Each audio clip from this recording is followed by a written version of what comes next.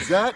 Yeah, that's gold, man. Holy The plan is pretty simple. We're going to take a rock crusher way up there, and then we're going to sample a whole bunch of quartz veins, hoping to find one or two that might be paying. This thing is super freaking heavy, and that's going to suck. I'd argue, Mick, that this is still easier than carrying the dry washer up here. Fitness! Today we've bought a little panning station. We've got 20 litres of water and a little 25 litre tub. I should know the numbers of my gear. That way when we get our samples out of the hard rock mine, we can take a small test pan of the crush, pan it off, and if it doesn't have any gold, we don't need to keep working that vein. We can move on to the next one. Saves us doing a lot of work for no benefit. This right here is one of the main vein structures the old boys were chasing. Obviously at this point, it started to get weaker and they gave up on it. And we know that because whilst they obviously worked this section, once you get up to the end here, you see that they left the quartz completely alone. This is what's known as bull quartz, and in all likelihood, it is completely barren of gold. Over hundreds of thousands, if not millions of years, as water and other chemical reactions come down over the top of this vein, and they basically push the gold deeper into what is known as the supergene zone, and that is where the miners traditionally hunted. What we're looking for is the nasty quartz. We want to see quartz that's all stained and pitted and has horrible looking stuff in it, like this one. You can see here they slabbed off part of this vein, yet directly below it is a tiny little dirty quartz vein. That's not big enough for them to work, because even if it was going 5 ounces a ton, do you have any idea how long it would take you to collect a ton of that 1 inch wide vein? But that has no relevance on Mick and I.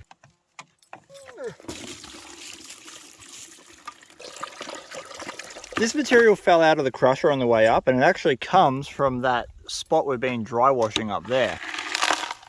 So you know we've got to pan it. If we see any gold at all in that tiny amount, it's literally just going to be nano dots. Oh yeah, there we go. So we got gold and we haven't even started. Legally, we are only allowed to use hand tools. This is a chisel that Mick found out on these exact gold fields. This was hammering gold in this area 150 years ago, and we're going to put it back to work.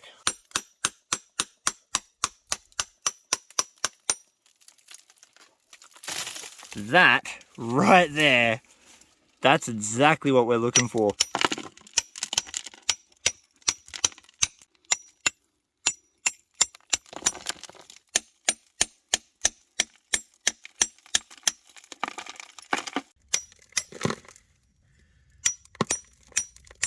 This is more than enough for a test. We'll run this through the crusher, pan it off. If we get gold, we know we can come back and work it if it's significant. If it's not significant, we can leave it alone.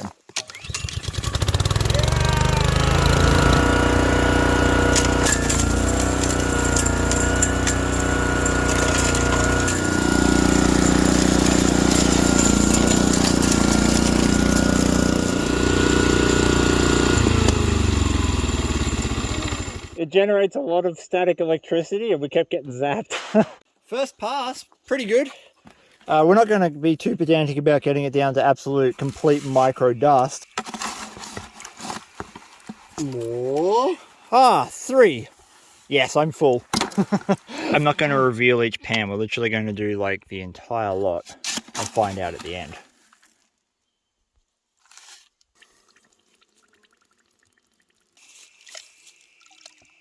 Moment of truth. Did we get any gold out of 1 pan's worth of hard rock crush? Woo! This was a tiny sample, so any gold in here is a good start. 1 pan of crush.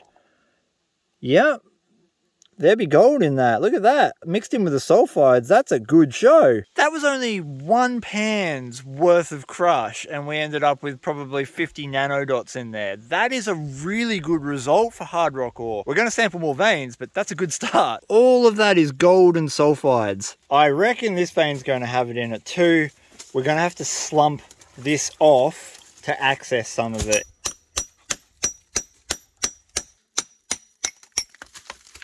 This is going to take a while. We'll be back when we have access to the vein.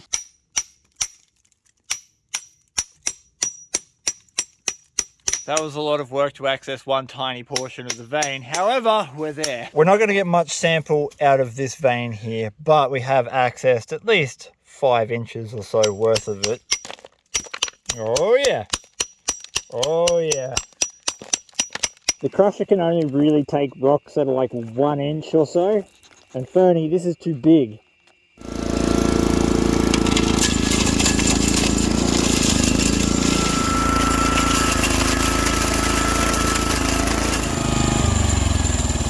This thing is so freaking cool. It literally takes maybe 10 seconds to put through an entire pan's worth of ore. Ooh. Just as before, we're going to keep panning down until we get all of the cons done and reveal it at the end. The last potato. Oh yeah. Oh, we got gold. We got just as much, but it's finer. It's real fine. That's still a good grade for hard rock. Hard rock is worked out on a per ton basis. That means that if we got 1 ton of the ore, not the country rock around it, just that tiny little vein, if we collected a ton of it, we might be getting 1 to 1.5 ounces every single ton by those results. Collecting a ton of that ore is the choke point. For us, as hobbyists, as enthusiasts, it's awesome to see. We're going to continue doing this process until we find, hopefully, a good vein that's carrying decent free mill gold. Oh, I'm freaking shaking. Holy I don't normally swear on my channel, but holy man. Right, now I'm keen. Yeah, nah. I gotta... Just for the viewers' sake, we hit a vein that was in the collapse. So it had been freshly revealed. It's super dirty, super hard rock. Yeah, it's literally in the sketchiest spot on the entire mine. This is what our cons look like. Put it in the back edge so it doesn't splash up on it. A little bit splash? No, don't be a bad boy, Vic. I'm gonna get his reaction on camera. Oh, you make me swear on camera. I didn't think there was anything in it. Is that? Yeah, that's gold, man. Holy That is from maybe half a pan's worth of ore. Oh, we hit it. That's the one. That was such a small amount of ore. Mick, let's go back and get more. All right, Mr. Gold Monster. It is at this point that I have to do a public service safety warning. Working this area is incredibly dangerous and we are taking this risk upon ourselves. We have chosen that this risk is worth it for us. I do not encourage anyone to go out and do this underneath Widowmakers like that. That is a really dumb thing to do and I don't want to see anyone hurt because of what we're doing here today. Again, there's a lot more to my videos than what you see on camera and it's important to know that. So we've made a choice, but it could go wrong for us. Okay, Gold Monster.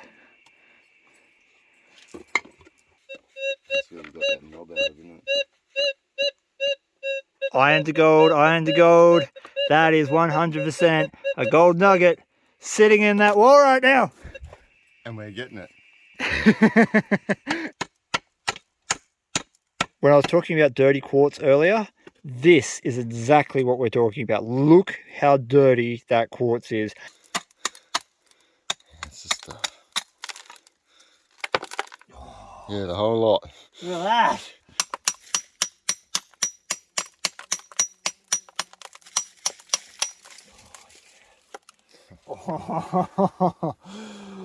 Oh my god, I really just want to see like a piece of gold hanging off it. But to put it in perspective, the gold you just saw was from about quarter of the amount we have in here. We've got an entire pan's worth of ore. That's a lie. We've got 3/4 of a pan of ore and full gold signal. Nope, that's definitely in there. I think we found it. We need water. I can see the gold, but it's not going to be visible on camera until I get rid of the mud. But you can see some little pieces of gold just sticking out right there. That is visible free mill gold. This is an incredibly rare find. And we've got a whole bucket of it. What we're doing is just using the Gold Monster to track the, hopefully, premium parts of this reef because We're only using freaking hand tools, so it's slow going. And we pulled out a lot of signals from here. It looks like we actually got the signals, man. Yeah. Yep, we got the signals. VLF detectors like the Gold Monster run on a super high kilohertz rating, and that means that they're able to keep track of those very faint, fine lines of gold running through the rock. It took a fair amount of time, but this is everything we collected that should fit straight into the crusher without thinking about it. Alright, let's see if there's any more gold.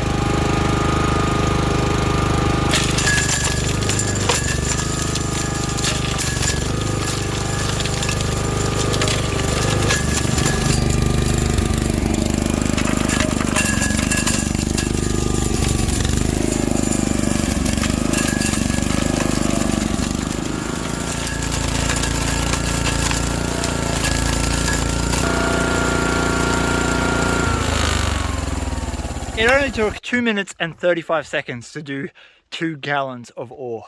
This is just the wrong, this is not how you do mining maths. And like for a first pass, that is pretty good. Please sir, may I have some ore? Only rich stuff. Only rich stuff, yes. Only the best. We're going to reveal this first pan, see if there's any gold in there. There might not be, you never know. These veins have really rich sections and really poor sections.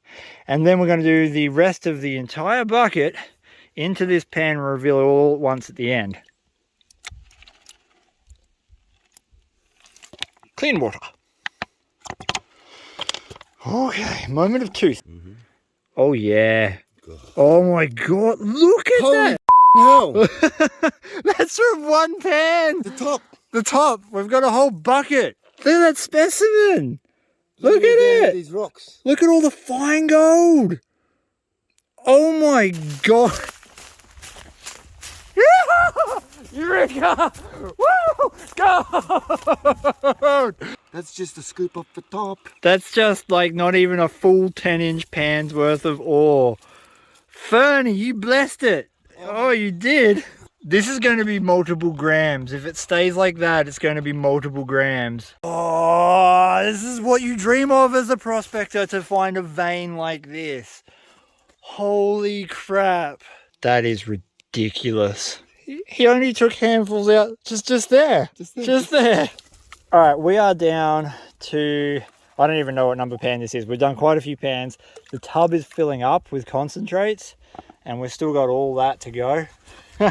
so we're just going to finish this one and then the rest of this is going to go back through the ball mill. Easy does it. There we go. All right, ladies and gentlemen. So Mick, here we go. This is the product of 3/4 of that bucket. We still have another 10-litre bucket of stuff to crush. Plus we've got to run it all through the ball mill because of the free mill gold. So bear that in mind. There's a heap more work we've got to do. Oh yeah. Oh yeah. Oh yeah, look at that. Look at those nuggets. Nuggets of fine gold just everywhere. Look at that fine gold. That's why we have to crush it. And that's the thing about free mill gold. Like the rocks that are down the bottom here will still contain that super fine stuff. That's not even including what we've already sucked up in the snuffer bottle. What we're going to get out of that stuff once we recrush it. What we haven't even finished panning, and the 10-litre bucket of ore up the top. I don't think we're going to need too much help revealing this. There's no black sand to worry about. And just there's all our gold. Look at that. The amount of fine gold that's in there is insane.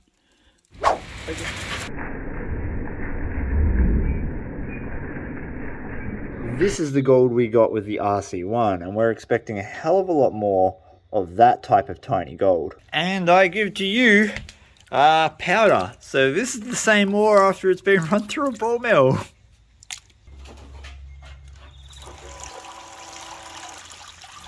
Yeah, so we're dealing with this today. Not even on the creek and getting wet. That's how you know you're getting some rain. The first scoop.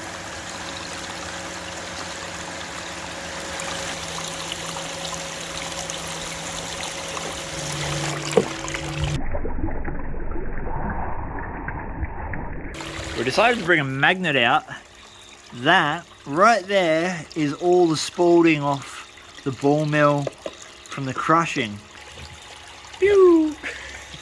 A common mistake a lot of prospectors make is thinking that they have to remove all their heavies from the sluice box, but heavies create friction, and friction helps keep the gold in your sluice box. A certain percentage of heavies, not all of them, you can remove some, but a certain percentage will help you retain gold. In our case, we don't have any heavies other than the steel, so we're leaving it in there.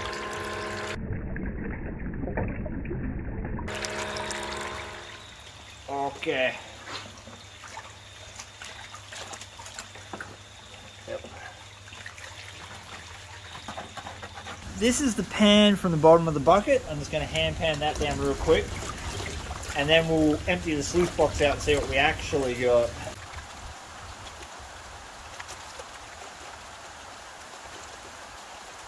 Bottom of the bucket.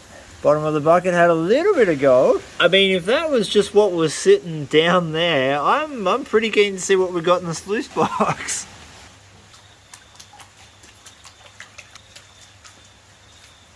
All of that work, 3 days of processing to get down to this stage here, and we can't see anything because it's under mud. Oh wow, I haven't even started. Gold and steel.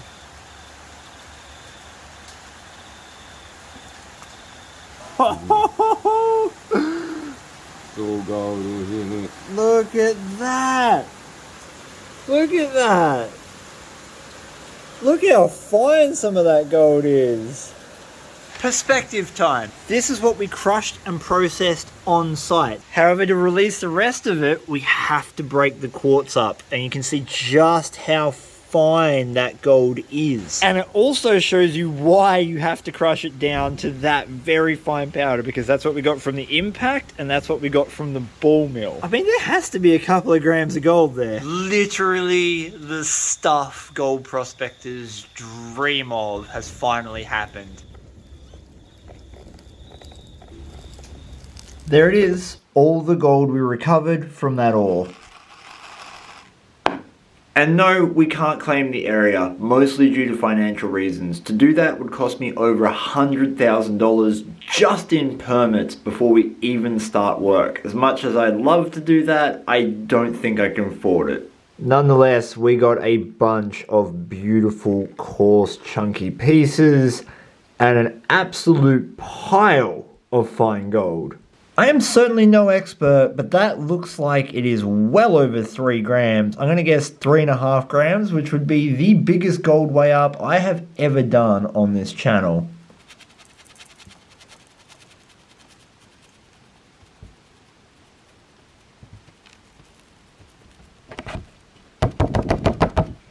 Woohoo! 3.82! 3.82 grams of gold is worth $319.92 Australian at the time of recording. Officially the biggest gold weigh I have ever done on this channel. And as you may be able to tell by the growth of some hair back on my head, time has passed, we have collected multiple buckets of that ore and processed some, and we're still getting that kind of gold every single run. But until next adventure, please give your dog a scratch behind the ears for me. Peace, and I'm out.